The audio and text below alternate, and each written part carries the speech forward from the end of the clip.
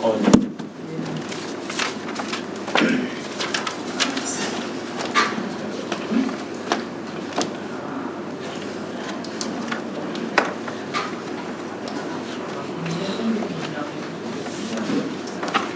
baik, assalamualaikum warahmatullahi wabarakatuh.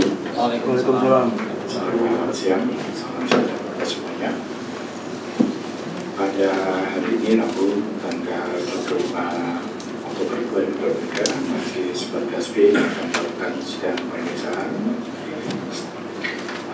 secara atas gugatan yang disampaikan oleh BP 5 Perusahaan Jaya Abadi. Ada 2 berkas kita. Sidang dibuka dan terbuka untuk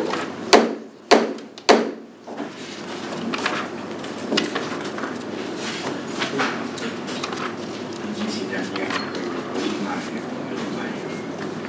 yang hadir dari gugat sesuai dengan surat tugasnya. Silakan meneruskan. Terima kasih Majelis Hakim yang mulia. Tergugat hari ini diwakili Ryan Andri, Winnie Harsoyono, dan Hana Pertiwi. Terima kasih.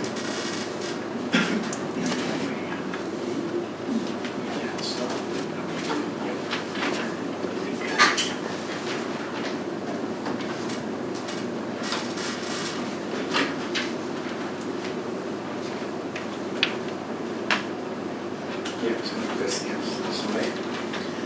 Dari penggugat yang hadir, silakan bersebut. Terima kasih Majelis Hakim yang terhormat. Penggugat yang hadir pada persidangan hari ini diwakili oleh Saudara Alessandro Rey. Belum lihat Pak Mawan. Beliau ada tugas lain, Majelis. Rizky Triana. Iya, beliau ada pemeriksaan juga. Jadi sembilan. Ya. Ini sidang yang kelima, yang sekitarnya sama ya. Pada sidang yang lalu, para pihak sudah memberikan penjelasan panjang lebar. Ini waktunya panjang. Sampai dengan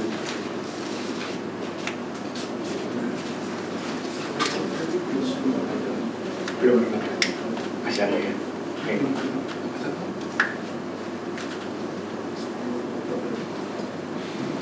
Masih ada waktu.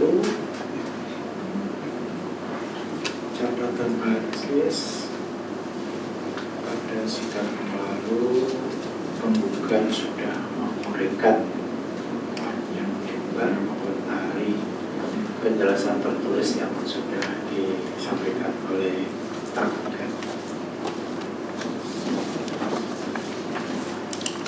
Ya, pada dasarnya pasti permasalahannya sudah permasalahannya. Namun demikian, barangkali penggugat masih mau menyampaikan ini kan soal yuridis ya. Jadi, ada lagi nggak penjelasan yang bisa? Baik, terima kasih Majelis Hakim yang terhormat. Sebenarnya agenda hari ini penggugat hendak menghadirkan ahli, tapi karena majelis kemarin mengatakan pada persidangan sebelumnya majelis akan memberi konfirmasi dulu kepada kami, maka kami menunggu konfirmasi majelis. Belum dikasih tahu ya? Belum majelis. Saya sampaikan kepada kalau sampai ada Izin belum majelis. belum ya? Iya. Ya. Kebetulan kami tadi ada sidang juga, kami menghadirkan ahli, tapi karena belum ada konfirmasi jadi ahlinya pulang majelis. Komunikasikan dengan panitera ya. Baik majelis. Pada intinya majelis membolehkan menghadiri sidang. Ya. Ada prinsipnya seperti itu ya. Jadi hari ini tidak ada penjelasan terus lagi yang disampaikan. Baik majelis, pada persidangan berikutnya kami akan hadirkan ahli. Pada persidangan hari ini kami akan menyampaikan bantahan atas tanggapan tertulis yang disampaikan oleh tergugat pada persidangan sebelumnya majelis. Ada 2 perkara atau berkas yang asli kami sampaikan kepada majelis, yang kopi kami sampaikan kepada tergugat. Kemudian nanti kami akan sampaikan beberapa poin-poin penting dan juga ada temuan fakta persidangan yang nanti kami akan sampaikan kepada majelis. Hanya satu, ada dua ya? Dua majelis ya. Silakan. Ya, baik. Sebelum penggugat masuk kepada tanggapan atau bantahan atas tanggapan tertulis penggugat majelis,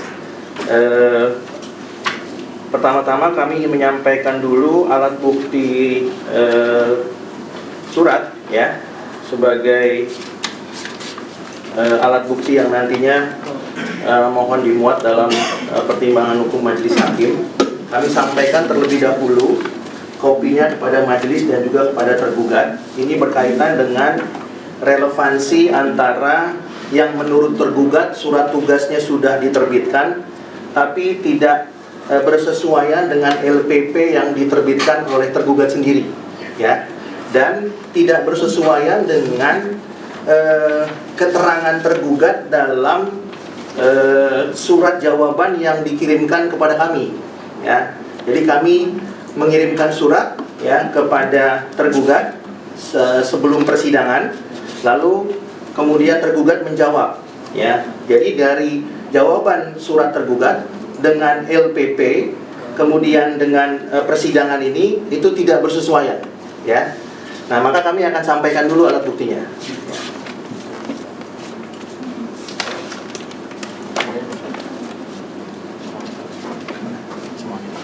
Agaknya aja.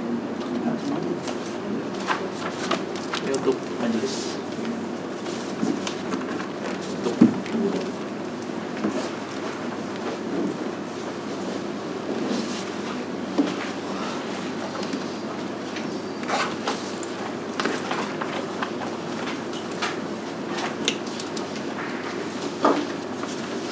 Kalau penjelasan tertulis seperti ini, penggugat sepertinya tidak mengupload ya. Belum majelis. Ya, Biasanya kami yang lama juga tidak belum. Izin majelis, biasanya kami setelah kami sampaikan semuanya nanti kami berikan sekaligus semuanya.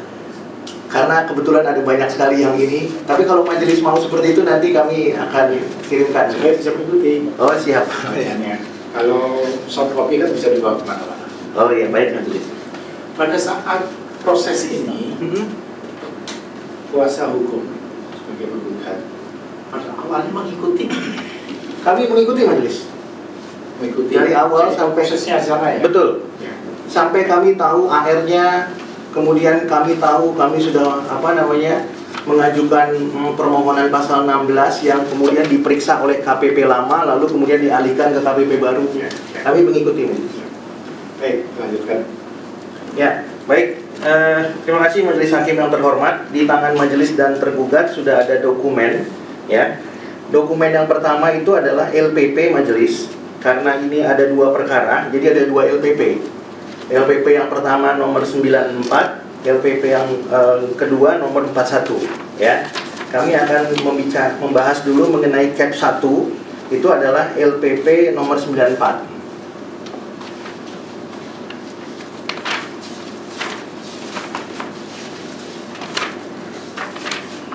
Ya, baik.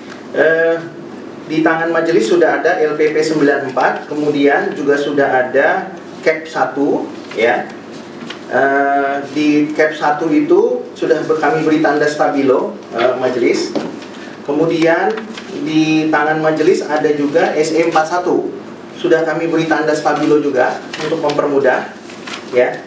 Itu ada di nomor 3, subnya itu 3.1.2 ya. Kemudian ada surat tugas di lampiran 2.4 ya, sudah kami beri tanda stabilo untuk membedakan antara surat tugas dengan surat tugas pengganti Ya. Surat tugas yang berikutnya sebenarnya itu surat tugas pengganti, sudah kami beri tanda stabilo juga untuk membedakan. Lalu di dokumen yang terakhir majelis itu ada jawaban surat nomor S376 dari tergugat ya. yang menjelaskan mengenai tergugat menolak memberikan surat tugas. Sudah kami beri tanda stabilo kuning juga, ya. Dan ada resinya, resi pengiriman permohonan daripada surat tugas. Nah, yang kami ingin jelaskan kepada majelis adalah yang pertama, ini yang cap 1 dulu majelis ya, karena di cap 2 tergugat itu mengklaim ada 3 surat tugas, ya. Tapi yang ini ada 2. Nah, yang pertama cap 1 itu LPP-nya tercantum di sana surat tugas nomor 153. Ya. Tanggalnya 30 Januari 2022 majelis. Sementara pemohon baru mengajukan permohonan itu tanggal 19 September 2022. Jadi, ya pertanyaannya, ini surat tugas untuk pemohon yang mana? Pemohon belum mengajukan permohonan, surat tugasnya udah ada majelis. Ini luar biasa. Ya, nanti biar diteliti sama. Ya. Nah, jadi pertanyaannya, apakah permohonan pemohon itu diterbitkan surat tugas atau tidak? Kenapa harus diterbitkan surat tugas? Karena itu kewajiban menurut SE 41. Mohon majelis buka di SE 41 yang sudah diberi tanda stabilo di angka 3. Ya, angka 3.1.2. Ya. Nah, sudah diberi tanda stabilo majelis. Mohon izin kami bacakan. Di sana ada normanya menyebutkan, berdasarkan usulan kepada seksi yang terkait, Kepala KPP menugaskan pegawai yang ditunjuk untuk melakukan penelitian terhadap surat permohonan pembetulan yang selanjutnya disebut tim peneliti dengan menerbitkan surat tugas tim peneliti paling lama 5 hari kerja setelah tanggal LPAD atau lembar pengawasan arus dokumen. Nah, kami mengajukan permohonan majelis tanggal 19 September. Itu ada di dokumen surat tanggapan majelis. Surat tanggapan yang disampaikan oleh tergugat di sana sudah diberi tanda stabilo, halaman 28 majelis. Penggugat bacakan bahwa penggugat mengajukan permohonan pembetulan nomor 2153, ya, garing FRNC garing SPP strip PNJA strip 9 garing 2022 tanggal 19 September 2022. Jadi permohonan penggugat baru diajukan tanggal 19 September 2022 majelis. Dan menurut SM41 jatuh temponya itu 26 September 2022. Artinya tergugat harus menerbitkan surat tugas paling lambat 26 September 2022. Sementara menurut tergugat dalam LPP, tergugat telah menerbitkan surat tugas ini tanggal 30 Januari. Jadi sebelum 8 bulan sebelum permohonan diajukan, surat tugas sudah terbit. Pertanyaannya, ini surat tugas siapa? Surat tugas untuk meneliti siapa? Apakah meneliti permohonan penggugat atau meneliti permohonan WP yang lain? Ya. Itu yang pertama majelis. Ya. Kemudian yang pertama yang ingin disampaikan kepada majelis. Kemudian di dokumen berikutnya majelis, ya, masih dalam dokumen yang sama halaman 28 majelis, di dalam tanggapan tertulis daripada tergugat di halaman 28 tadi sudah penggugat bacakan huruf A majelis. Mohon majelis berpindah ke huruf B. Di huruf B di situ disebutkan, ya, ada 2 surat tugas majelis. Ya, surat tugas yang pertama itu nomor 616, ya, garing KPP titik 281 0 garing 2022 tanggal 22 September 2022. Ya. Sementara kalau majelis kembali lagi ke halaman depan LPP, di dalam LPP tersebut, ya, tidak dicantumkan surat tugas 616. Yang ada di sini adalah 153, tapi tanggalnya 8 bulan sebelum permohonan diajukan. Pertanyaan berikutnya, surat tugas 616 ini apakah memang tidak pernah diterbitkan? Karena pemohon sudah mengirimkan surat, dan ternyata tidak diberikan. Nah, hal ini atau fakta ini bersesuaian ya sangatlah logis ketika permohonan pemohon tidak dikabulkan untuk mendapatkan surat tugas, karena di LPP-nya juga nggak ada surat tugas itu. Bagaimana mungkin tergugat bisa menyampaikannya kepada penggugat ketika tergugat sendiri tidak pernah menerbitkannya? Itu sebabnya penggugat mengirimkan surat untuk membuktikan itu. Jadi di LPP majelis sudah terbukti secara sah dan meyakinkan surat tugas 616 tidak ada. Dan menurut SE 41, 5 hari paling lama harus terbit. Ya, harus terbit. Nah, sementara di LPP tidak ada. Ya, pertanyaannya, apakah ini surat tugas mohon izin majelis ya, apakah ini surat tugas goib? Ya, yang di LPP-nya nggak ada, tapi bisa dijawab oleh tergugat dalam tanggapannya. Ya, nah itu majelis. Kemudian itu mengenai cap 1 majelis, ya. Sekarang kita beranjak ke cap 2. Ya. Cap 2 ini sangat terlihat sekali anomalinya. Nanti penggugat akan uraikan lebih detail. Di cap 2, ya. Tadi hal yang sama penggugat sudah sampaikan di LPP-nya nomor 41 itu ada surat tugas 143. Kalau majelis membuka kembali di halaman 25 majelis di Budel Cap 2, ya, itu justru disebutkan ada 2 surat tugas yang berbeda. Jadi totalnya ada 3.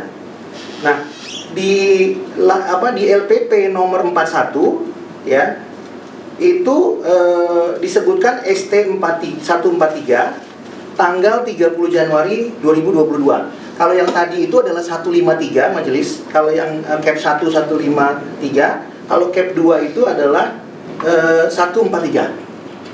Nah, surat tugas ini juga diterbitkan sebelum permohonan diajukan. Ya, jadi bersamaan, yang membedakan nomornya saja. Tapi 8 bulan sebelum pemohon mengajukan permohonan, surat tugasnya udah ada. Ya, itu yang pertama majelis. Yang kedua, untuk cap 2, nah, di dalam LPP disebutkan di sini ST 143. Dalam halaman 25 tanggapan tergugat, di sini disebutkan majelis ada 3 surat tugas. Nah, surat tugas 615, ya, itu tidak dicantumkan dalam LPP. Kemudian yang kedua majelis, surat tugas 722 juga tidak ada di LPP. Ya. Yang ada adalah ST 143. Itu pun berbeda tahun. Satu diterbitkan tahun 2022, satu lagi diterbitkan tahun 2023. Ya. Jadi yang menjadi pertanyaan majelis, ya, di dalam halaman 25 tanggapan tergugat ada 2 surat tugas, 1 surat tugas pengganti. Nah, surat tugas yang pertama 615, surat tugas yang kedua 722, surat tugas yang ketiga itu adalah namanya surat tugas pengganti 143. Berarti ada 2 surat tugas. Kalau ada 2 surat tugas, maka seharusnya majelis surat tugas yang kedua itu bukan lagi namanya surat tugas, itu namanya surat tugas pengganti. Nah, pertanyaannya, dalam meneliti perkara akuo ini, tergugat menggunakan surat tugas yang mana sebenarnya? Karena menurut SE 41 tidak ada terbit surat tugas 2 kali. Penerbitan surat tugas berikutnya itu disebut sebagai surat tugas pengganti. Nah, berarti di cap 2 ini karena ada surat tugas, ya, ada 2 surat tugas, maka sebenarnya penelitian yang pertama itu dilakukan oleh ST yang mana? Apakah ST 615 atau ST 722 sesuai dengan tanggapan tergugat. Nah, oleh karena itu majelis, kami mengirimkan surat berdasarkan surat kami, permohonan kami nomor 2153 untuk cap 1 dan 2154, ya, untuk cap 2. Ya, dan karena tidak dijawab, maka kami baru mengetahuinya di dalam persidangan ini. Ya. Kemudian tambahan majelis untuk cap 1, kalau majelis perhatikan, ya, di sini disebutkan dalam tanggapan tergugat 153 itu adalah surat tugas pengganti. Tapi di LPP itu nggak disebutkan sebagai surat tugas pengganti, hanya surat tugas saja. Iya. Ini tergugat juga dalam kebingungan, apakah ini surat tugas atau surat tugas pengganti sebenarnya. Nah, tapi kalau di cap 2 ya, surat tugas penggantinya adalah 143. Namun di LPP nggak disebutkan bahwa 143 itu adalah surat tugas pengganti. Karena memang tergugat tidak bisa membedakan mana yang surat tugas untuk meneliti awal, mana yang kemudian sebagai pengganti. Ya. Nah, itu menurut kami sangat tidak logis majelis. Ya, dan kenapa kami katakan bahwa surat tugas itu, kami tidak tahu surat tugasnya sampai sekarang majelis, hard copy-nya kami belum pernah lihat. Tapi menurut kami, kalaupun itu diperlihatkan dari rangkaian pengakuan tergugat, surat tugas ini patut diduga, ya, dibuat dengan tanggal mundur atau backdated.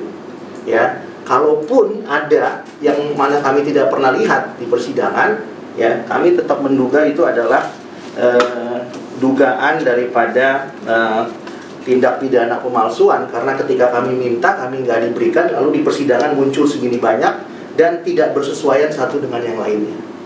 Kalau LPP ini didapat dari mana?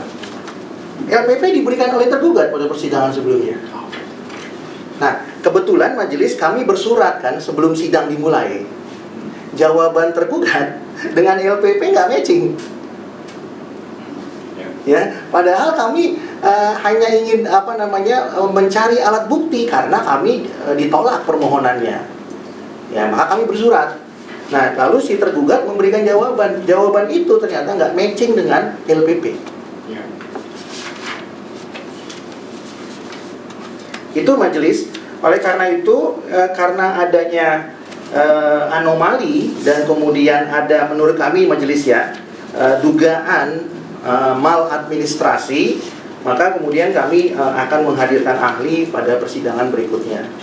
Kami tidak pernah tahu majelis, dan tergugat juga tidak mengakui bahwa ada 5 surat tugas ini sekarang yang terungkap majelis ya, yang terungkap ya. Sementara dalam surat tergugat kepada kami ya, tergugat hanya mengatakan bahwa kami tidak berwenang untuk meminta, padahal kami adalah pihak. Ya. Tapi ternyata fakta terungkap di persidangan, kenapa kemudian surat tugas itu tidak bisa diperlihatkan menurut kami, karena memang jumlahnya bukan 1. Ya, bagaimana mengkondisikan 5 ini pekerjaan rumah yang nggak mudah. Gitu majelis sementara.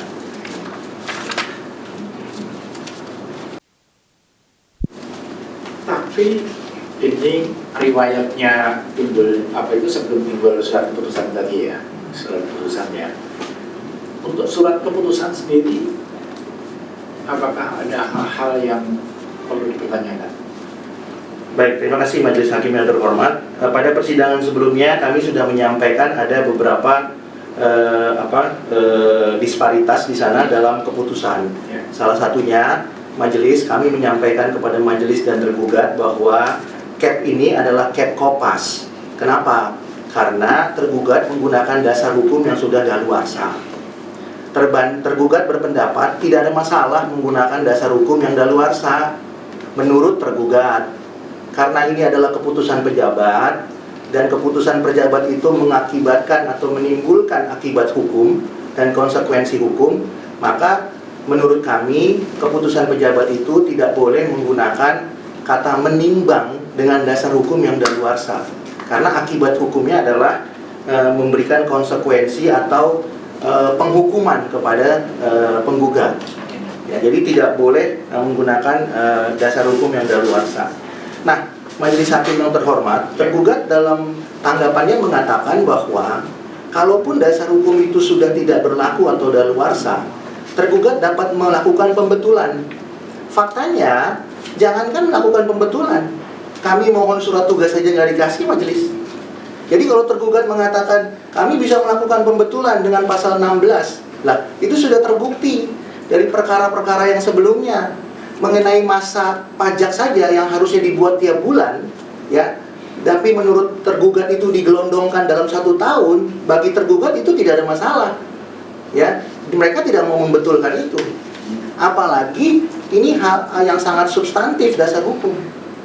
Jadi menurut kami ini bukan persoalan apakah ada sanksi. Tergugat mengatakan karena nggak ada sanksi, jadi boleh menggunakan dasar hukum yang salah. Toh juga itu nggak membatalkan cap.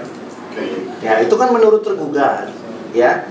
Lalu apa fungsi peran daripada pejabat pemerintah? Ya. Kalau kemudian tergugat menjawab seperti itu, ya.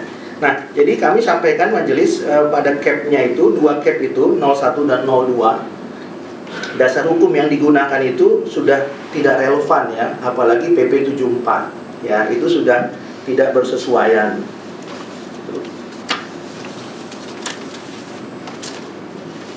Kemudian tambahan sedikit majelis, tergugat juga mengatakan segala sesuatunya berangkat daripada sanksi.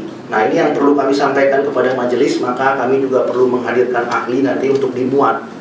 Tergugat mempunyai satu pendapat hukum bahwa pelanggaran apapun itu, baik administrasi maupun pelanggaran hukum, sepanjang tidak ada sanksinya, boleh dilakukan. Wah, ini luar biasa. Ya, dari penggugat jadi mahasiswa majelis sampai sekarang penggugat jadi dosen, kami nggak pernah diajarkan begitu. Ya, ini baru tahu kami ini. Jadi apa saja secara sederhananya boleh dilanggar kalau nggak ada sanksinya. Jadi yang ada sanksinya cuma di pasal 36, 361D, tidak melakukan pembahasan, batal demi hukum. Padahal pasal 36 ayat 1D itu kewenangan Dirjen Pajak, bukan kewenangan majelis hakim. Kewenangan majelis hakim itu lebih luas daripada Dirjen Pajak, karena hakim bukanlah corong undang-undang. Hakim adalah orang yang menegakkan hukum dan keadilan. Jadi kalau kemudian PMK majelis, PMK ada tapi tidak ada sanksi, monggo dilanggar. Kemudian PER ada, SE ada, kemudian tidak ada sanksi, silakan dilanggar. Padahal turunan-turunan semua itu, termasuk tadi PMK, PP, itu adalah turunan daripada Undang-Undang KUP. Ya. Nah, kalau kemudian tergugat mengatakan kami perlu sanksi supaya kami pantas untuk dihukum, apakah kemudian itu cara berhukum yang benar? Ya. Nah, itu yang tentunya kami akan nanti buka majelis supaya ini terang benderang, ya. Kalau kemudian semua peraturan yang ada ya boleh dilanggar atas nama tidak ada sanksi, pertanyaannya, apakah negara kita negara hukum? Apakah betul bahwa panglimanya adalah hukum? Atau itu hanya slogan saja? Kalau itu slogan, berarti saya harus katakan di muka persidangan ini, konstitusi kita tidak punya taring. Ya, baik. Demikian majelis. Ya. Baik, tergugat sudah menerima dokumen-dokumen penjelasan yang disampaikan oleh Sudah diterima yang mulia. Ya. Apa yang disampaikan tadi sudah diisi oleh penggugat. Apakah mau diberikan tanggapan atau memberikan penjelasan tertulis yang lain? Barangkali ada. Baik, terima kasih majelis yang mulia. Kami juga ada surat penjelasan tambahan. Tapi mohon izin kami tanggapi dulu yang disampaikan oleh penggugat terkait yang barusan disampaikan. Sebentar, izin majelis, izin. Sebentar. Tadi kan mengenai yang dokumen yang kami sampaikan, yang mengenai bantahan ini belum majelis. Ya, ya. Apakah nanti aja? Nanti aja. Oke, baik. Ya, diteruskan ini. Ya. Silakan. Baik, yang mulia. Terkait dengan surat tugas yang tadi dibahas atau disampaikan argumentasi oleh penggugat, di dalam laporan penelitian pembetulan, baik itu yang untuk STP maupun yang SKP, di halaman pertama itu memang menyebutkan ST pengganti sebetulnya. ST pengganti. Jadi ST terakhir yang dicantumkan oleh peneliti dalam laporan penelitiannya. Kemudian terkait tanggal, tadi memang di dalam laporan penelitian nomor 9401 untuk STP dan laporan 004102 untuk yang SKP itu tertanggal memang 30 Januari 2022. Jadi tadi pemohon sudah menyampaikan ini ST siluman karena 8 bulan belum masuk sudah ada, berarti kan lebih dari sesuatu yang belum ada tapi sudah ada surat tugasnya. Tapi dapat kami jelaskan hal yang manusiawi apabila memang dalam penulisan atau pengetikan ada kesalahan, ST-nya sendiri sebetulnya sudah bernomor ST 153/KPP 2806/2023. Kalau kami lihat pun di surat tugas fisiknya, itu tanggalnya memang 30 Januari 2023. Artinya di sini mungkin ada kesalahan di dalam peneliti mencantumkan tahunnya. Tapi secara fakta ST itu tanggalnya 30 Januari atau ST itu dibuat di tanggal 30 Januari 2023. Artinya memang sebelum permohonan ini disampaikan. Itu ya, dan sesudah. Artinya sesudah surat permohonan disampaikan, kemudian dilakukan penelitian, Kepala KPP dalam ini menunjukkan surat tugas kepada petugas yang ditunjuk. Selanjutnya, berkenaan juga dengan tadi yang disampaikan bahwa surat tugas ini diterbitkan lebih dari 5 hari.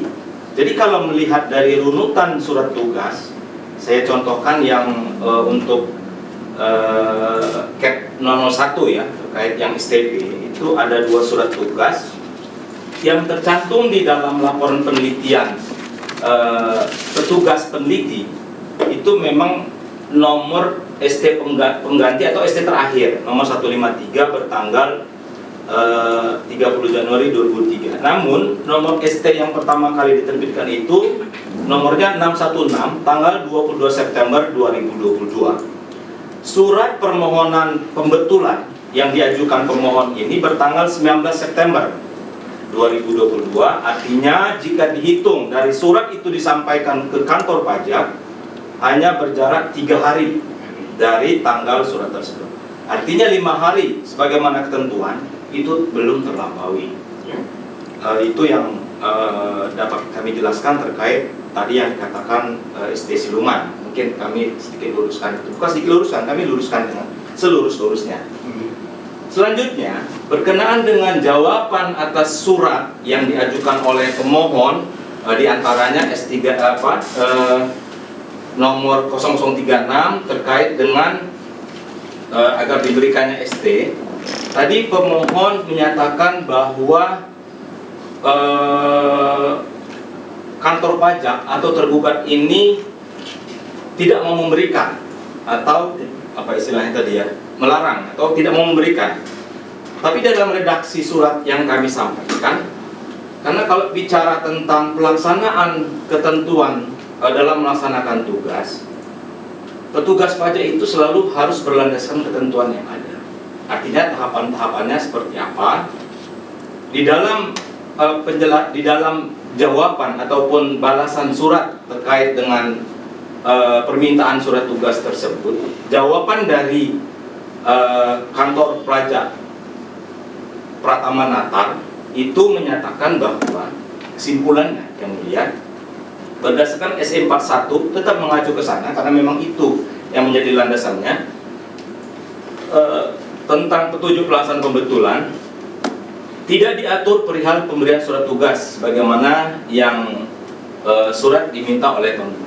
Artinya petugas pajak ataupun tergugat dalam hal ini di dalam melakukan atau memberikan sesuatu baik dalam bentuk surat ataupun permintaan itu tetap harus mengacu pada ketentuan yang ada.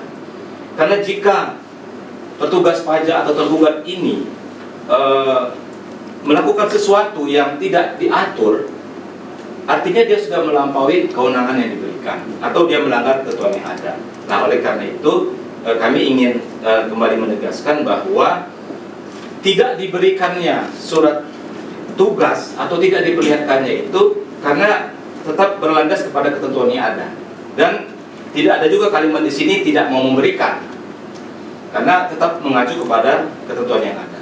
Itu majelis yang mulia berkenaan dengan 2 hal yang tadi disampaikan oleh pemohon di awal terkait dengan surat tugas dan juga permohonan surat tugas yang sudah disampaikan oleh pemohon sebelum persidangan.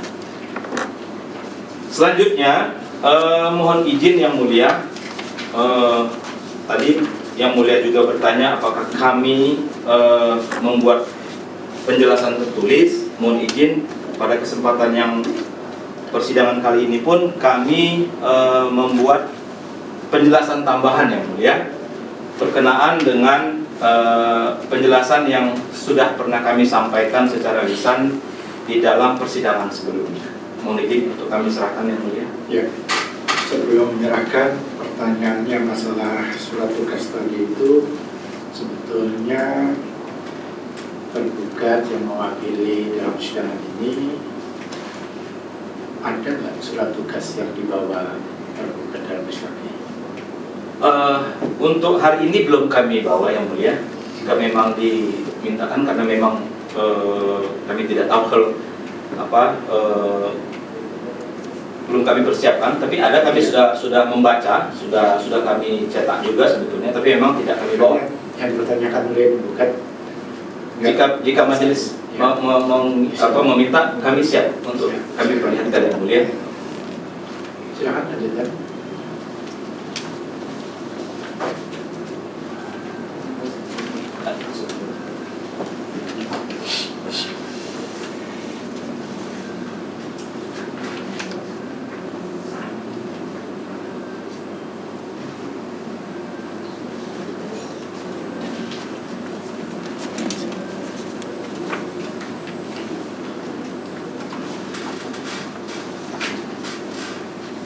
Silakan.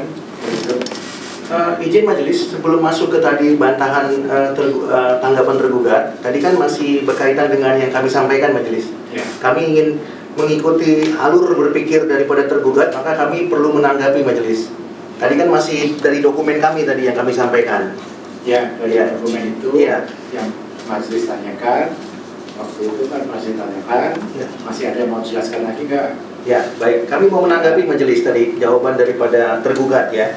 Karena izin majelis, tergugat mengatakan bahwa yang pertama ini salah cetak. Ya. Tahunnya bukan 2022, tapi 2023. Yang penggugat ingin tanyakan kepada tergugat melalui majelis, ya, tergugat selalu mengatakan itu salah cetak, itu tidak substantif, bisa diubah. Nah, kalau setiap kali penggugat berperkara dengan tergugat selalu mengatakan itu salah cetak, bisa diubah, lalu pegangannya apa? Ya, sementara pada saat perkara ini belum bergulir ke pengadilan pajak, tergugat tidak secara jabatan menyampaikan bahwa CAP ini salah, LPP ini salah. Tidak ada. Lalu pegangannya apa? Sementara majelis, tergugat selalu mengatakan bahwa petugas pajak selalu tunduk pada peraturan perundang-undangan. Nah, kalau dokumen yang diterbitkan oleh tergugat saja tidak diperbaiki secara jabatan, lalu pegangannya bagi para pihak itu apa? Kalau laporan penelitiannya dokumen rekam. Laporan LPP ini tidak lagi menjadi dokumen internal majelis, karena kan sudah masuk ke persidangan. Ya kan ya, kalaupun tergugat mau, tergugat harusnya memperbaiki ya. Dan karena yang diteliti adalah penggugat, harusnya tergugat menerbitkan ya, misalnya LPP perbaikan secara jabatan. Kalau memang mau memberikan kepastian hukum dan kemudian keadilan menurut asas-asas umum pemerintahan yang baik. Setiap kali penggugat mengoreksi, tergugat mengatakan itu salah, itu tidak substantif, itu bisa diperbaiki. Lalu kita untuk apa bersidang ini gitu ya? Kan kita mengidentifikasi majelis, ya kan, apa yang terjadi di lapangan. Nah, tapi tidak apa-apa. Kami akan mengikuti alur berpikir tergugat. Ya, kan dulu. Nanti silakan untuk di. Baik. Kami akan sampaikan majelis. Tadi tergugat mengatakan ini salah cetak LPP-nya. LPP 94 ya, dan LPP 41. Menurut tergugat, harusnya supaya surat tugas itu tidak siluman, maka tahun yang benar adalah 2023, bukan 2022. Menurut tergugat begitu ya, padahal jelas-jelas di sini dibuktikan dengan surat tugasnya ya, yang saya minta. Betul majelis. Nah, sekarang pertanyaannya majelis, andai kata penggugat mengikuti alur berpikir tergugat, andai kata ini adalah kebenaran tanda petik, ya, artinya surat tugas itu diterbitkan pertama kali tanggal 30 Januari 2023. Padahal tadi tergugat mengatakan 5 hari kerja harus terbit. 5 hari kerja dari permohonan 19 September 2022 ditambah 5 hari kerja itu adalah 4 penggugat catat di sini adalah 26. Ya, ada di dalam tanggapan majelis, itu sudah kami beri stabilo. Jatuh temponya 26 September 2022. Ya. Ya. Apakah dokumennya masih ada majelis? Yang tadi itu? Masih ya? Baik. Kami lanjutkan majelis. Jadi jatuh temponya adalah 26 September 2022. Tadi tergugat mengatakan surat tugas yang benarnya adalah 30 Januari 2023. Pertanyaannya, dari 26 September sampai 30 Januari 2023, kami ulangi ya, dari 26 September 2022 sampai 30 Januari 2023, lalu sumber kewenangannya tergugat melakukan penelitian permohonan penggugat itu di mana? Ya, itu majelis yang pertama. Kalau tadi tergugat tetap mengatakan bahwa ada surat tugasnya nomor 616, tapi LPP nggak mengakui, apakah tergugat ingin mengatakan salah lagi nih LPP-nya nih? Harusnya ditulis 616 gitu ya. Salah lagi, jadi semua serba salah nih. Jadi apa patokan kita gitu ya? Nah, kita ikuti alur berpikir tergugat. Jadi kalau ada surat tugas 616 tapi tidak diakui oleh tergugat sendiri dalam LPP-nya. Nah, majelis hakim yang terhormat, ya, ketika LPP diterbitkan, ya, tentu ini menjadi dasar ketika tergugat menerbitkan surat akuo, ya. Maka surat akuo itu menjadi sah atau sebaliknya ketika dasarnya ada. Nah, namun demikian ketika dasar itu saja, ya. Skors dulu ya Pak ya. Bacakan dulu azan sholat asar. Sidang skors.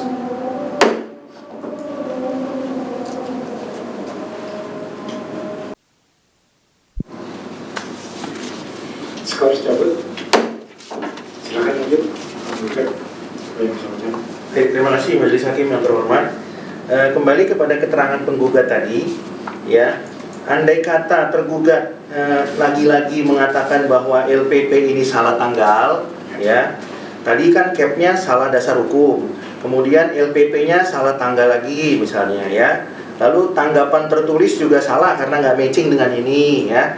Nah, kalau mengikuti alur itu, ya, maka kembali lagi penggugat ingin menyampaikan bahwa di dalam LPP itu tidak ada surat tugas 616, ya, tidak ada, ya.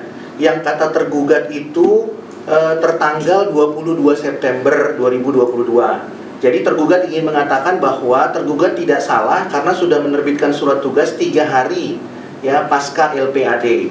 Dibuktikan dengan apa? Dengan surat tugas 616. Tapi di LPAD-nya, di LPP-nya tidak ada. Nah, pertanyaannya majelis hakim yang terhormat, apakah tergugat untuk keempat kalinya ingin mengatakan LPP-nya salah lagi? Ya. Nah, pengalaman kami meneliti LPP ketika berperkara, semuanya jelas dituliskan. Tadi tergugat sudah mengatakan majelis, surat tugas dengan surat tugas pengganti itu beda. Kami sudah lampirkan kepada majelis itu perbedaannya. Ya, tidak bisa sama. Nah, di dalam LPP tidak ada surat tugas pengganti majelis. Ya, tidak ada surat tugas pengganti. Itu artinya ketika tergugat melakukan penelitian, surat tugas awalnya 5 hari pasca LPAD itu tidak terbit. Lalu kemudian baru terbit 30 Januari 2023. Jadi 26 September 2022 sampai 30 Januari 2023 tergugat tidak berwenang melakukan penelitian itu. Namun demikian, tergugat juga mengatakan bahwa ada surat tugas pengganti, tapi LPP mengatakan tidak ada surat tugas pengganti. Lagi-lagi tergugat mengatakan surat tugas yang pertama ada sebelum yang terakhir. Kemudian LPP mengatakan tidak ada surat tugas yang pertama, yang ada hanya terakhir. Ya, nanti biar kita cari. Ya. Jadi apa yang sekiranya yang dipermasalahkan oleh penggugat tadi itu dipelajari lagi terus tergugat, ya, lagi. Ya, jadi itu majelis. Kemudian di cap 2 majelis kami ingin menekankan sekali lagi majelis kepada tergugat melalui majelis, ya. Jadi kalau tadi tergugat mengatakan yang terakhir itu adalah surat tugas pengganti, meskipun di LPP tidak diakui. LPP tidak mengakui keberadaan itu, surat tugas pengganti, tidak ada, sederhananya begitu. LPP sendiri yang mengakui. Sekarang tergugat ingin mengatakan, oh enggak, itu salah, itu yang benar surat tugas pengganti. Padahal LPP tidak mengatakan begitu. Nah, yang menjadi pertanyaan majelis, ya, di dalam tanggapan tergugat untuk CAP 2, itu ada 2 surat tugas, 1 surat tugas pengganti. Nah, yang menjadi pertanyaan sekarang adalah, permohonan penggugat ini diteliti pakai surat tugas yang mana? Kalau di CAP 1 cuma ada surat tugas, 1 surat tugas pengganti. Kalau di CAP 2 ada 2 surat tugas, ada 1 surat tugas pengganti. Nah, pertanyaannya, bisa nggak tergugat menjelaskan apakah mungkin dalam setiap penelitian diterbitkan 2 surat tugas dan 1 surat tugas pengganti? Karena pengalaman kami berperkara, surat tugas hanya 1, selebihnya itu surat tugas pengganti. Tapi tergugat pada hari ini, pada persidangan hari ini 25 Oktober 2023 mengatakan surat tugas itu bisa lebih dari sekali. Ya, baru ini kami dengar, tapi nggak apa-apa. Itu kan haknya majelis, ya. Silakan nanti tergugat menjelaskan. Itu yang majelis yang kami ingin sampaikan, fakta-faktanya. Kalau memang nantinya kami ingin bertanya kepada majelis, sebenarnya apakah tergugat ini akan menyampaikan surat tugas yang begitu banyak itu sebelum kami menghadirkan ahli, atau kami akan tetap menghadirkan ahli tanpa menunggu tergugat mencari seluruh surat tugas yang dimaksud oleh tergugat yang tanggalnya tidak bersesuaian tadi majelis. Ada dari pemohon, ya, mengingat waktu. Baik, jadi, ya. Kalau menunggu nanti tahu-tahu waktu sidangnya habis, ya. Nanti merasa dirugikan, ya. Apapun yang disampaikan para pihak, majelis akan mendengarkan, ya. Baik, terima kasih majelis. Kami bertanya demikian karena justru kami menghargai tergugat. Siapa tahu tergugat sudah berusaha untuk mencari sedemikian rupa, kan kami memberikan kesempatan. Tapi kalau majelis berpendapat demikian, maka kami tetap akan menghadirkan ahli. Nah, itu majelis sehubungan dengan dokumen yang kami berikan. Kalau sehubungan dengan bantahan, ya, apakah kami sudah bisa masuk ke bantahan atau memang masih majelis ingin menanyakan terkait dengan tadi tanggapan kami? Ya, silahkan diteruskan saja, ya. Tapi sebetulnya tadi haknya dari tergugat, saya pikir tadi sudah menyampaikan ini sudah selesai semuanya. Ternyata masih ada penjelasan personal lagi, kan, ya. Itu yang pertama majelis. Yang tadi yang pertama yang kami berikan. Ya, yang tadi belum dijelaskan. Belum majelis. Belum, karena kami mau menjelaskan dulu ada temuan fakta persidangan. Bukan banyak cerita sih. Ya. Ya. Jadi yang dijelaskan ini lewat. Ya. Ya, silakan. Ya, terima kasih majelis. Jadi karena ada fakta majelis, jadi kami sampaikan dulu supaya kami nggak lupa.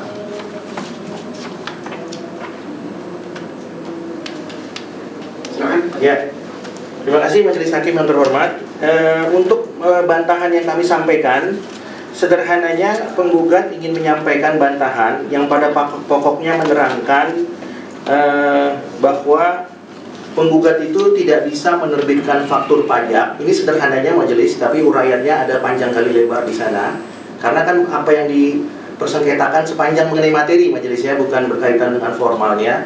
Kami ingin menyampaikan sedikit apa yang dipersoalkan atau yang menjadi koreksi tergugat ini kan karena penggugat tidak menerbitkan faktur pajak, kemudian dikenakan sanksi administrasi 2% dari DPP. Nah, itu substansinya sebenarnya. Tapi kemudian ada formal yang harus kita buktikan terlebih dahulu. Nah, untuk memperkuat dasar hukum di atas, ya, maka penggugat menggunakan dasar hukum lain di bidang perpajakan, di mana penggugat tidak dapat dikenakan sanksi administrasi karena penggugat sebagai non PKP, ya. Maka penggugat tidak harus atau wajib menerbitkan faktur pajak dari dasar pengenaan pajak atas transaksi penggugat dengan alasan dan dasar hukum sebagai berikut. Bahwa penggugat selaku non PKP dilarang demi hukum menerbitkan faktur pajak. Larangan ini bahkan dilindungi dengan sanksi yang cukup berat sebagaimana diatur dalam Undang-Undang PPN maupun peraturan pemerintah pengganti Undang-Undang PPN. Bahwa dalam hal penggugat tetap nekat melanggar dengan cara menerbitkan faktur pajak, padahal penggugat pada waktu itu belum PKP, maka penggugat akan dikenakan sanksi administrasi dan sanksi pidana sebagaimana diatur dalam ketentuan pasal 39A Undang-Undang KUP. Bahwa di dalam pasal 39A Undang-Undang KUP disebutkan bahwa setiap orang yang dengan sengaja menerbitkan dan atau menggunakan faktur pajak, bukti pemungutan pajak bukti setoran pajak yang tidak berdasarkan transaksi yang sebenarnya, atau penggugat tekankan, atau menerbitkan faktur pajak namun belum dikukuhkan sebagai PKP, akan ditindak pidana penjara paling singkat 2 tahun dan paling lama 6 tahun. Bahwa selain sanksi pidana di atas, penggugat juga akan dikenakan denda paling sedikit 2 kali dan paling banyak 6 kali jumlah pajak dalam faktur pajak, bukti pemogotan atau pemotongan pajak, dan atau bukti setoran pajak. Bahwa dengan demikian, penggugat selaku non-PKP dilarang menerbitkan faktur pajak berdasarkan pasal 39A Undang-Undang KUP bagi non-PKP yang dengan sengaja menerbitkan faktur pajak dengan ancaman pidana sebagaimana penggugat telah uraikan di atas tadi. Bahwa selain sanksi pidana, penggugat selaku non-PKP juga dikenakan sanksi administrasi sebagaimana penggugat telah uraikan di atas. Bahwa berdasarkan uraian alasan dan dasar hukum di atas, maka sangatlah tidak logis dan cenderung dipaksakan oleh tergugat untuk mencari penerimaan negara dari pajak jika tergugat memaksa penggugat untuk dikenai sanksi administrasi berupa denda 2% dari DPP karena penggugat tidak menerbitkan faktur pajak padahal penggugat belum dikukuhkan sebagai PKP oleh tergugat. Bahwa dengan demikian, karena tergugat telah mengenakan sanksi administrasi berupa denda 2%, maka tergugat secara tidak langsung telah memaksa penggugat untuk melawan hukum, dan yang paling utama, tergugat telah memaksa penggugat untuk melakukan dugaan tindak pidana pajak. Bahwa karena tergugat telah memaksa penggugat telah melakukan dugaan tindak pidana pajak, maka tergugat adalah pelaku utama dugaan tindak pidana pajak yang dimaksud tersebut, dan penggugat dapat dikualifisir sebagai pelaku turut sertanya. Bahwa sebagai akibat hukum di mana penggugat telah dikenakan sanksi administrasi berupa denda 2% karena penggugat tidak mau melanggar hukum dan melanggar tindak pidana pajak, maka surat tagihan pajak nomor sekian-sekian harus dinyatakan tidak sah. Bahwa karena surat tagihan pajak nomor sekian-sekian adalah surat yang tidak sah, maka surat aku harus dinyatakan batal demi hukum dengan putusan pengadilan pajak. Itu substansi materinya majelis yang berkaitan dengan tergugat menyampaikan tanggapan berulang-ulang tadi, ya, dalam tanggapannya yang sudah kami baca dan sudah kami berikan bantahan majelis. Itu dasarnya kenapa kami tidak menerbitkan faktur pajak. Itu inti majelis, inti daripada bantahan kami. Selebihnya di dalam bantahan ini kami juga sudah tadi menyampaikan bahwa mengenai formal ada masa pajak yang tetap salah, tapi tergugat mengatakan itu tidak substantif, tapi tidak diperbaiki juga, ya. Kemudian tadi cap juga salah, tapi tergugat mengatakan itu tidak ada sanksi, jadi boleh tetap salah, nggak ada masalah, gitu ya. Jadi apapun intinya, yang tidak substantif dan tidak ada sanksinya, kalau itu menguntungkan tergugat, tergugat selalu mengatakan itu tidak ada masalah karena tidak ada sanksinya, maka boleh dilanggar. Itu intinya majelis. Ya, terima kasih majelis. Ya. Jadi permasalahan hukum ini ya bukan PKP, tapi benar diminta untuk menerbitkan faktur pajak sehingga dikenakan sanksi STP tadi ya. Betul majelis. Karena ini pengukuhan PKP-nya bukan secara jabatan. Justru kami yang memohon. Ya, kami memohon dikabulkan. Ya, nah, ada pendapat kami dalam gugatan kami dan bantahan, ya, menurut diklat pajak itu siapa cepat dia dapat. Jadi ketika tergugat ingin supaya penggugat ini menjadi PKP, ya, sebelum Desember 2016 harusnya ya tergugat terbitkan secara jabatan. Tapi ketika sudah ketika pemohon atau penggugat sudah mengajukan permohonan PKP tertanggal itu tidak boleh dihitung mundur. Kalau tergugat mau, dengan kewenangannya dia bisa menerbitkan PKP secara jabatan, tapi kan tidak dilakukan. Justru penggugat punya niat baik, ya. Tapi justru dengan niat baik itu dikoreksi. Nah, tergugat mengatakan penggugat salah karena tidak menerbitkan. Loh, kami nggak bisa menerbitkan. Kalau kami menerbitkan, kami dipidana. Ya. Begitu majelis. Oke, sampaikan gugat. Jadi banyak yang harus ditanggapi masalah tadi awal-awal.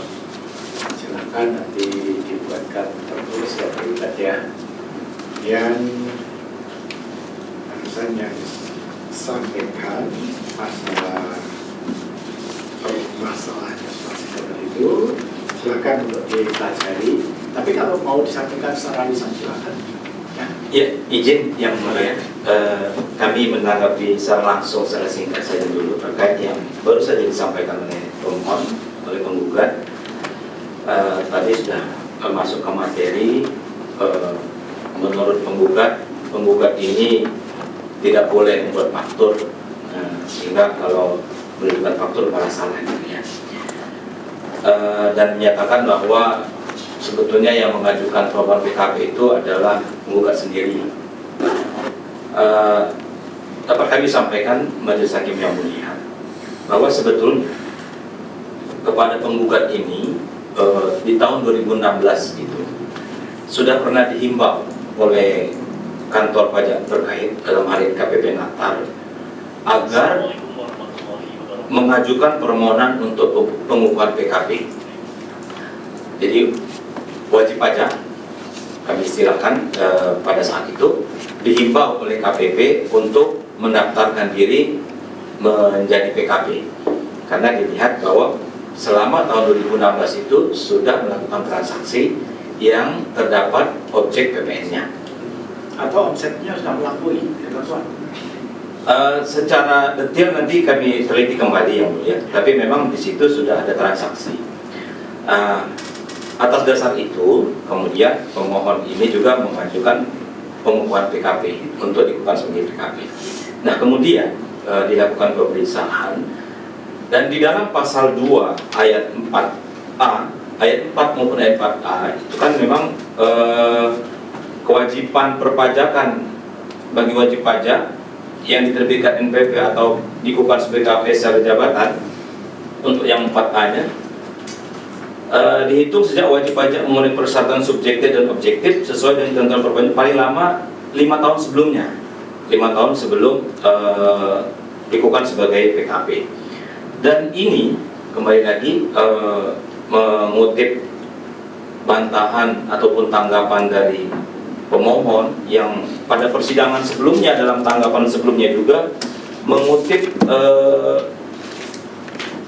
putusan Mahkamah Konstitusi, yang dimana pada persidangan sebelumnya sudah kami jelaskan bahwa atas uji materi pasal 2 ayat 4 dan ayat 4A yang diajukan oleh pemohon penguji materi ini juga sudah ditolak oleh Mahkamah Konstitusi, bahkan mempertegas yang tempo hari yang pada persidangan sebelumnya kami bacakan secara lengkap bunyi dari putusan Mahkamah Konstitusi. Artinya ini sudah sesuai dengan semangat dan ketentuan yang diatur oleh undang-undang. Itu sudah pernah kami tanggapi juga di dalam persidangan sebelumnya ya. Untuk lebih detailnya tentu karena pemohon juga menyampaikan secara tertulis, kami akan juga nanti tanggapi secara tertulis apa yang sudah disampaikan oleh pemohon atau penggugat pada kesempatan hari ini yang mulia. Ya. Kemudian yang penjelasan tertulis sudah disampaikan oleh penggugat. Baik, mohon izin kami teruskan yang mulia, langsung kepada penjelasan tambahan yang sudah kami serahkan kepada yang mulia dan juga kepada penggugat. Dalam kesempatan persidangan kali ini kami menambahkan penjelasan tambahan istilah kami itu masih berkutat di lingkup pasal 16 Undang-Undang KUP, bahwa kami tetap berpendapat upaya administrasi berupa pembetulan pasal 16 Undang-Undang KUP merupakan upaya administrasi yang tidak mengandung sengketa dan tidak dimaksudkan untuk bersengketa sebagaimana yang diatur dalam pasal 16 KUP dan penjelasannya. Dalam penjelasan tersebut kami kutip pasal 16 dan penjelasannya. Kenapa penjelasan ini kami kutip? Karena memang tidak bisa dilepaskan dari batang tubuh ketentuan ini, dan ini tentu dimaksudkan oleh pembuat undang-undang ini untuk memperjelas. Selanjutnya, bahwa ketentuan di dalam pasal 16 KUP ini dilaksanakan melalui Peraturan Menteri Keuangan Nomor 11 tahun 2013, di mana di dalam pasal 7 ayat 3 dan ayat 4, di ayat 3-nya mengatur bahwa DJP harus menerbitkan surat keputusan pembetulan dalam jangka 6 bulan. Kemudian di ayat 4-nya menyebutkan surat keputusan pembetulan sebagaimana dimaksud pada ayat 3 berisi keputusan berupa A. Mengabulkan permohonan wajib pajak dengan membetulkan kesalahan atau kekeliruan yang dapat berupa menambahkan, mengkurangkan atau menghapuskan jumlah pajak yang berutang, atau B. Menolak permohonan wajib pajak. Berdasarkan ketentuan dalam pasal 7 ayat 4 PMK 11 di atas, dengan jelas dapat dipahami bahwa putusan atas permohonan pembetulan hanya ada 2 amar, yaitu mengabulkan permohonan wajib pajak dengan membetulkan kesalahan atau kekeliruan, dan atau menolak permohonan wajib pajak. Tidak terdapat pilihan amar putusan membatalkan surat keputusan atau surat ketetapan pajak. Hemat kami, hal ini semakin mempertegas bahwa pembetulan sebagaimana dimaksud dalam pasal 16 KUP merupakan ruang bagi pejabat yang berwenang untuk melakukan pembetulan atas surat keputusan atau surat ketetapan pajak, baik yang dilakukan secara jabatan maupun dengan permohonan, yang di dalam penerbitannya terdapat kesalahan atau kekeliruan yang bersifat manusiawi dan tidak mengandung persengketaan. Kemudian kami ingin juga menyampaikan bahwa Undang-Undang KUHP ini sudah dilakukan perubahan beberapa kali, di mana pengaturan mengenai upaya administrasi ini tidak berubah. Upaya administrasi diatur dalam pasal Undang-Undang KUHP pada 3 pasal berbeda, pasal 16 terkait pembetulan, pasal 25 terkait keberatan, dan pasal 36 terkait pengurangan atau penghapusan sanksi, atau pengurangan pembatalan surat ketetapan pajak tidak benar, pengurangan atau pembatalan surat tagihan pajak. Menurut kami, apabila pasal 16 itu ditafsirkan sebagai upaya administratif untuk bersengketa, mengapa tidak dilebur dengan pasal 36 atau 25? Karena kedua pasal ini cukup untuk menampung semua bentuk sengketa sesuai ketentuan perpajakan yang berlaku.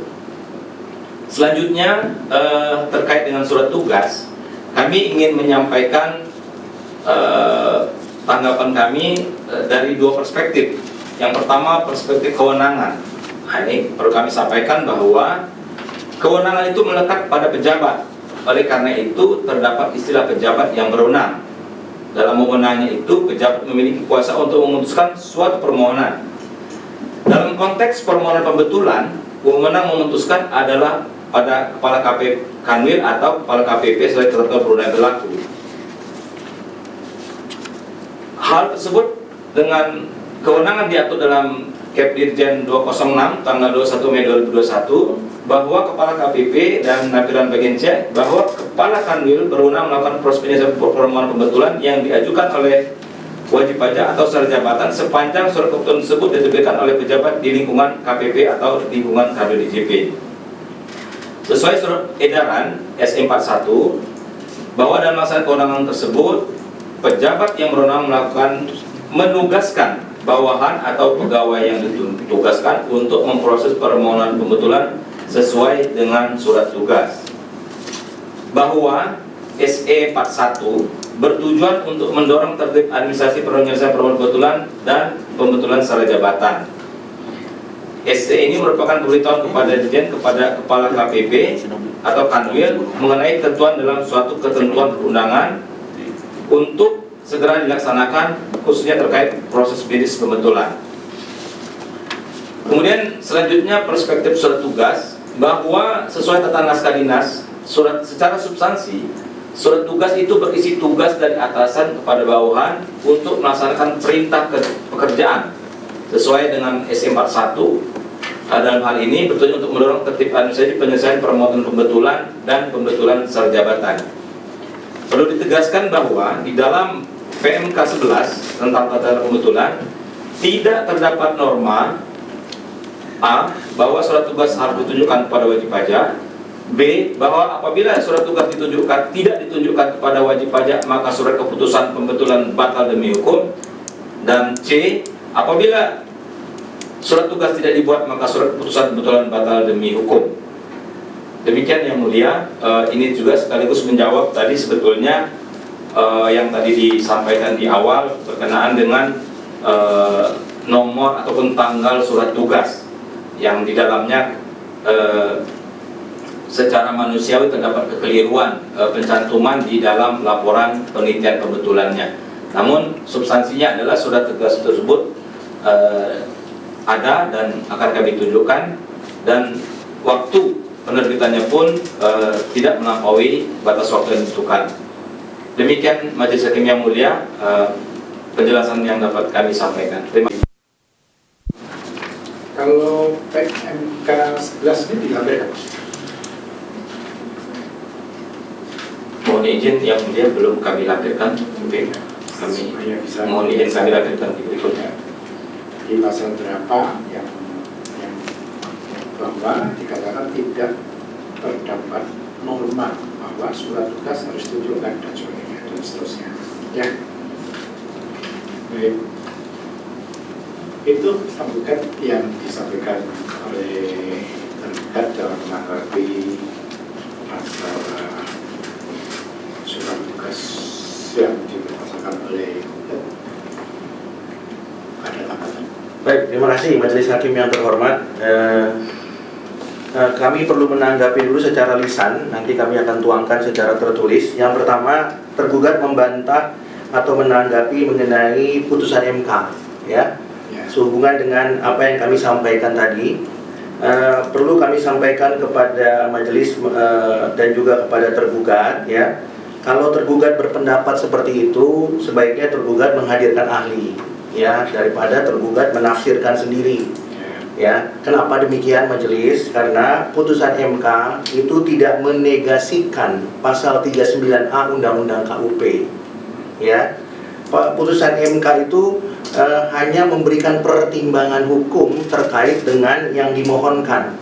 Sementara perkara akuo ini, kenapa penggugat tidak bisa menerbitkan faktur pajak? Karena penggugat belum PKP. Ya, tidak ada mekanisme administratifnya untuk menerbitkan faktur pajak. Yang kedua, ya, jelas sanksinya disebutkan tadi di 39A Undang-Undang KUP, menerbitkan faktur pajak bagi yang belum PKP dipidana. Jelas itu bunyinya, ya. Jadi, kalau tergugat ingin mengatakan bahwa putusan MK itu menegasikan atau tetap memaksakan penggugat untuk menerbitkan faktur pajak bahkan padahal penggugat belum menjadi PKP, yang jadi pertanyaan adalah apakah putusan MK itu menegasikan pasal 39A? Kalau memang putusannya mengatakan demikian, silakan tergugat nanti hadirkan ahli atau kemudian membuat keterangan tertulisnya, ya. Justru kalau tergugat memaksa kami tetap menerbitkan, maka pertanyaan penggugat kepada tergugat adalah dasar hukumnya dari mana sehingga pasal 39A itu bisa dikesampingkan. Ya, bisakah putusan MK kemudian menyampingkan pasal 39A Undang-Undang KUP? Nah, itu yang harus dijawab majelis. Yang kedua, tadi penggugat sudah sampaikan majelis kepada majelis dan tergugat, ya. Diklat pajak sendiri saja sudah mengakui, ada tulisan yang kami sudah sampaikan, ya. Untuk memberikan kepastian hukum, ya, tidak boleh ada dualisme. Artinya apa? Kalau tergugat berpendapat bahwa penggugat itu harus menjadi PKP, dia punya kewenangan untuk menerbitkan secara jabatan.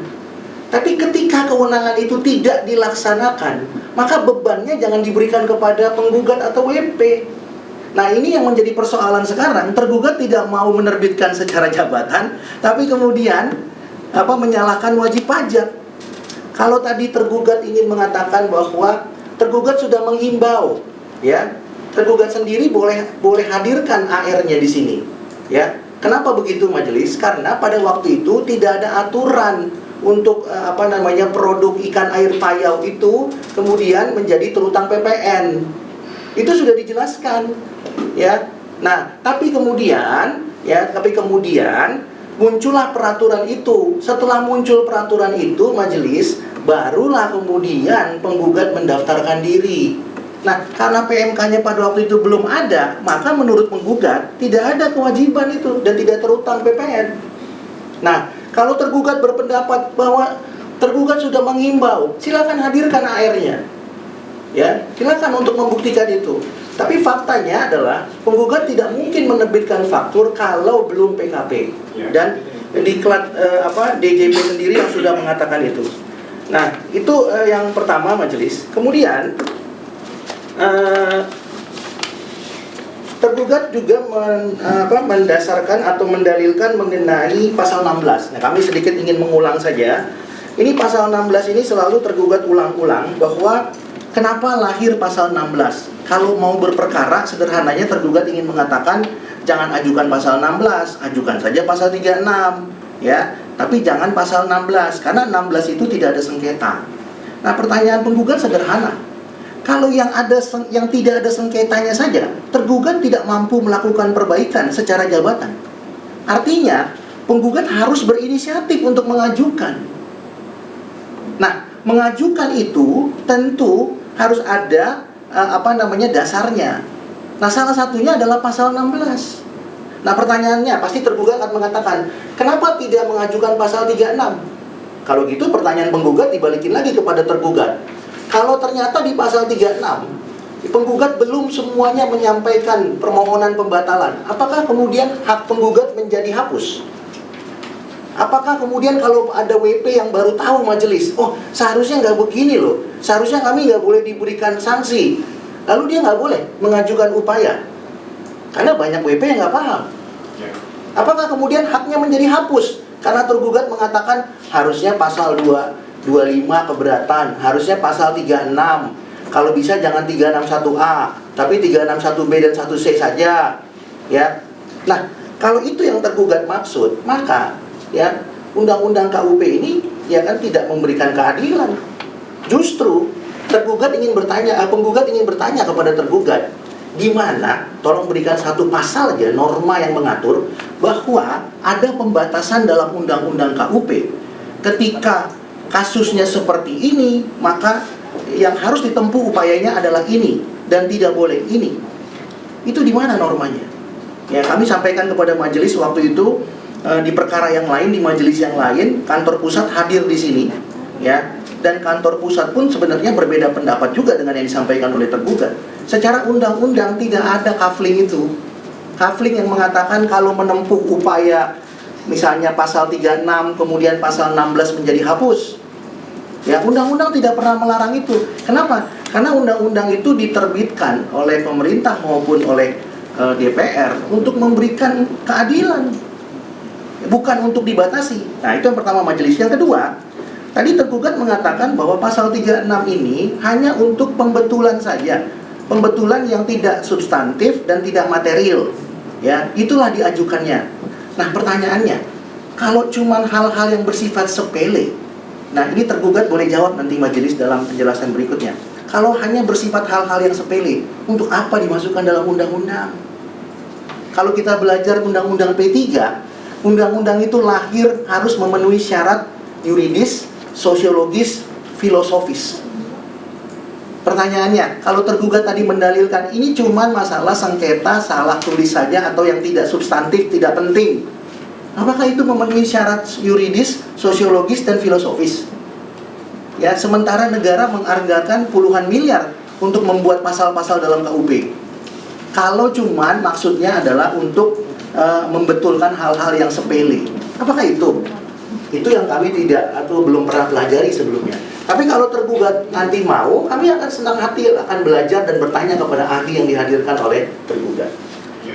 Kemudian majelis kepada tanggapan tergugat halaman 2, nomor 2, ya. Nah, ini juga menjadi krusial, perlu kami sampaikan secara lisan juga dulu majelis. Tergugat mendalilkan bahwa keputusan pembetulan itu cuma ada 2. Nah, ini menarik sekali. Keputusan pembetulan cuma ada 2 menurut tergugat di PMK 11 ya, pasal 7 ayat 3 dan ayat 4. Yang pertama mengabulkan, ya. Yang kedua adalah menolak, ya. Nah, kalau kita bicara rumusan norma ini adalah rumusan norma PMK. Ya. Di rumusan norma undang-undang, batang tubuh pasal 16 tidak dibatasi. Oleh karena itu, Undang-Undang Pengadilan Pajak mempunyai lingkup lebih luas lagi. Ini kewenangan daripada Dirjen Pajak. Pertanyaannya, apakah hakim tunduk pada kewenangan Dirjen Pajak? Tentu kalau kita belajar hukum, kewenangan hakim jauh lebih luas dibandingkan kewenangan Dirjen Pajak. Ya. Nah, jadi kalau kemudian petitumnya hanya mengabulkan atau menolak atau bukan membatalkan, ya, itu kembali kepada kewenangan majelis hakim, ya, tidak dibatasi kepada PMK karena hakim bukan Menteri Keuangan. Nah, itu yang harus dipahami. Kemudian majelis terkait surat tugas, ya. Kami sependapat dengan majelis, silakan nanti tergugat membuktikan di pasal berapa dalam PMK 11 itu bahwa tidak ada norma tadi yang mengatur mengenai A, B, dan C. Silakan saja, ya, nanti dibuktikan. Tapi kami ingin menyampaikan begini majelis, ya. Kalau tergugat nanti dalam pembuktiannya tidak bisa kemudian membuktikan bahwa tidak ada kewajiban, apakah artinya tidak ada kewajiban itu dapat dilanggar? Itu yang harus tergugat buktikan. Ya, memang dari PMK 11 huruf A, B, dan C halaman 4 ini, tergugat ingin mengatakan tidak ada kewajiban, tidak ada norma yang mengharuskan. Pertanyaannya, kalau tidak ada norma yang mengharuskan, apakah ada pemahaman atau penafsiran a contrario yang tidak wajib dilaksanakan itu serta-merta dapat dilanggar? Ya, itu yang nanti tergugat harus buktikan. Ya, karena menafsirkan hukum tidak seperti itu. Kalau tidak dilarang, mari kita sama-sama langgar, gitu ya. Nah, itu yang tentunya silakan tergugat buktikan majelis. Sementara itu majelis yang dapat kami sampaikan sudah dibahas kami putar. Nanti aja kalau ada saksi ahli yang disampaikan oleh tergugat, kita bisa mendengar nanti ya. Tapi barangkali ada dari tergugat kalau mau menyampaikan, silakan. Ada yang mau tambahkan? Ya, izin yang mulia. Ini menarik yang mulia.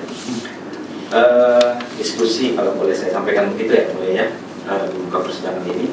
Saya ingin menanggapi, meluruskan saya sebetulnya terkait dengan putusan Mahkamah Konstitusi yang dikutip oleh pemohon, penggugat sendiri sebetulnya, yang kami tanggapi akhirnya. Penggugat menyampaikan itu dalam persidangan sebelumnya. Yang dikutip oleh penggugat itu adalah putusan Mahkamah Konstitusi nomor 13 halaman 76. Nah, itu memang terkait dengan pasal 2 ayat 4A, terkait dengan penetapan ditarik 5 tahun ke belakang. Itu dipermasalahkan sebetulnya oleh pemohon, sehingga kami juga menanggapi itu. Jadi mohon maaf, mohon izin yang mulia bahwa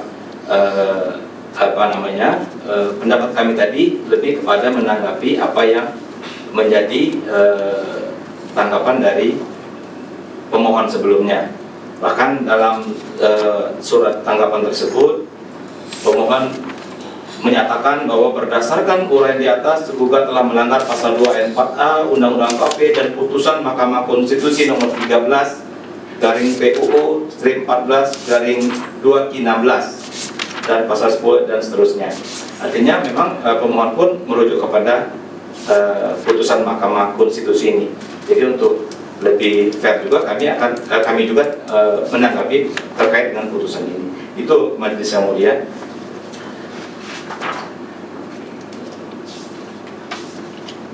Kemudian selebihnya apa yang disampaikan oleh penggugat akan kami pelajari dan juga mungkin akan kami buatkan surat tanggapannya. Dan terkait dengan ahli dari kami akan menyampaikan kepada pimpinan karena kami melaksanakan tugas ini tentu juga harus bermusyawarah dulu dengan pimpinan, jadi belum bisa kami sampaikan secara langsung. Apakah kami juga akan menyampaikan atau nanti seperti apa pertimbangannya. Demikian yang mulia yang dapat kami sampaikan. Terima kasih yang mulia. Ya, tergugat yang hadir kan ahli juga kan ya. Kalau tidak ahli mungkin tidak diperkenankan dengan surat tugas ya. Paling tidak menurut surat tugas semua. Ya, silakan saja, silakan aja. Terima kasih. Ahli silakan. Baik yang mulia. Terima kasih yang mulia. Saya kira sudah panjang. 2 menit majelis, 2 menit ya.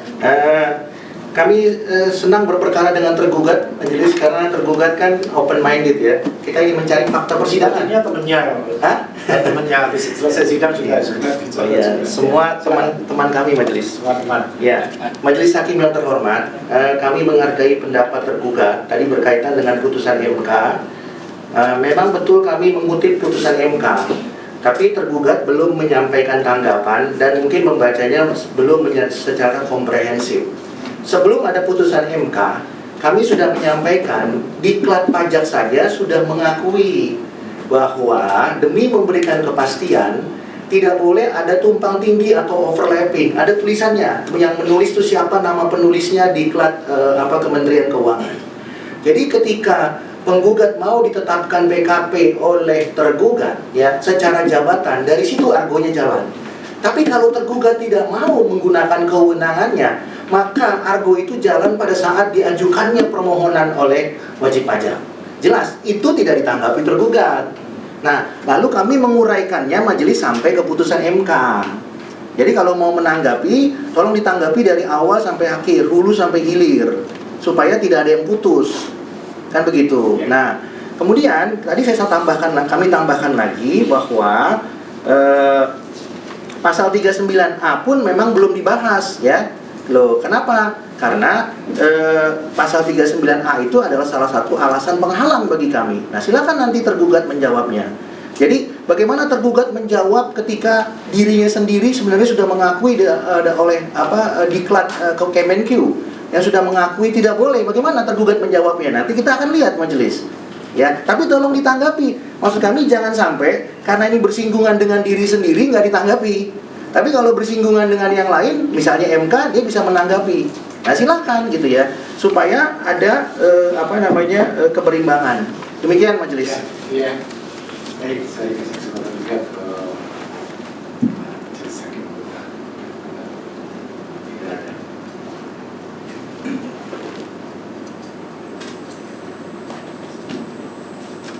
Dikit aja pemohon kan sedang berikutnya mendatangkan ahli supaya tidak terjadi salah paham seperti hari ini. Tolong nanti dikoordinasikan ke panitera, misalnya pengiriman CV, identitas, dan kalau ada pendapat ahli secara tertulis sebaiknya disampaikan sebelumnya dan dikoordinasikan. Demikian juga terbanding, nanti kalau yang ada tolong dibarisin juga biar ahli tidak sampai ditampilkan berbarengan gitu kan, biar diatur sama majelis di sini. Juga tadi pada penjelasan terakhir tadi terbanding kan akan menyampaikan juga semua dokumen surat tugas tadi tidak berikutnya ya. Jadi kayaknya surat tugas mau dari putusan MK biar tidak perlu saling tanggapi, pastikan juga sudah disampaikan dokumennya secara betul. Kadang-kadang walaupun secara fisik disampaikan, tapi karena ini jadi berkas tidak lengkap itu kadang lebih baik juga semua disampaikan sebaiknya secara online juga. Karena kan kita sebenarnya majelis online ini sebenarnya defaultnya cuma mengakomodir kebutuhan para pihak kita ikuti. Kalau bisa dokumen disampaikan juga termasuk putusan tertulis tadi ini sampaikan secara online supaya semua bisa akses untuk belajar. Begitu. Ya, terima kasih. Tambahan lagi ya untuk penggugat ya. Tadi sudah diingatkan untuk disampaikan secara online supaya majelis juga bisa mempelajari, supaya bisa mengikuti persidangan. Maksudnya kalau tahu-tahu disampaikan dalam hard copy juga harus baca lagi, tapi bagus ini sudah dinarasikan juga. Kalau menyampaikan dalam hard copy, karena majelisnya ada 3, supaya bisa mengikuti, tolong dibuatkan 3 halaman ya. Kalau dibuatkan hard copy-nya. Kalau secara online, majelis juga bisa melihat di dalam komputer ini ya. Ya, saya kira itu ya. Silakan nanti tergugat untuk maju dan kesempatan dan sudah diingatkan oleh hakim anggota supaya tidak tumpang tindih nanti koordinasikan dengan panitera ya. Saya itu ya, ya. Baik majelis. Baik, sidang hari ini ditunda dan akan dilakukan lagi pada tanggal 29 November 2023. Setelah itu sidang ditutup dan sidang selesai. Terima kasih. Terima kasih Majelis Hakim yang mulia. Terima kasih penggugat. Terima kasih. Terima kasih tergugat. Terima kasih majelis hakim. Ya, sama-sama. Para pihak